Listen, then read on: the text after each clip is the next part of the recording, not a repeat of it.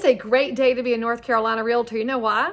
Because a huge piece of legislation dropped today. It is Senate Bill 317, and it is a collaborative effort between the North Carolina Realtors and the North Carolina Home Builders Association with the goal in mind to give the free market a way to help address the housing shortage we have in the state. Our three lead sponsors on this legislation would be my Senator Newton, Senator Moffitt, and Senator Lowe, and what they have put forth has now been joined by several other senators, and more are joining every minute because they see how impactful this legislative effort could be. What the legislation brings forward is some solutions to the growth we've had in North Carolina.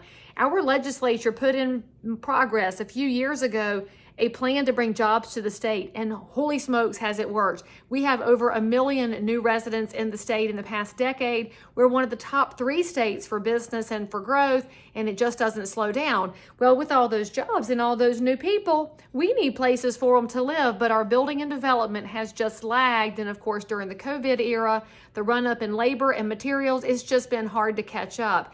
This legislation provides a creative way within the free market, nothing required, but an opportunity for our developers who, by the way, have embraced this in a big way already. So here's the skinny on Senate Bill 317. It will create a new type of subdivision. It must be at least 10 acres, so we're not talking a tiny infill place, we're talking a broad idea.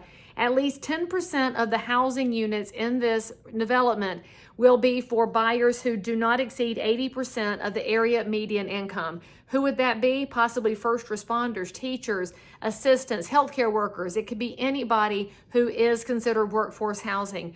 10% of the units would also be for buyers who do not exceed 100% of the area median income. So maybe they're workforce housing that makes a little bit more. They've had their first job increase and still can't get into the market. We're going to see opportunities provided for 2 different price points.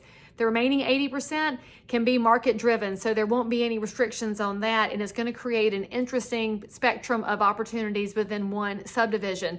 Of course, these subdivisions will maintain health and safety, building codes, minimum building standards, infrastructure, and managing the government regulations. I am so excited to see an opportunity come into the marketplace to provide some of that missing middle and some of that missing starter. This is going to be available in all 100 counties. We're very excited to see movement in the Senate. So if you're a North Carolina realtor, please call your North Carolina senator and encourage them to co-sponsor and get on board.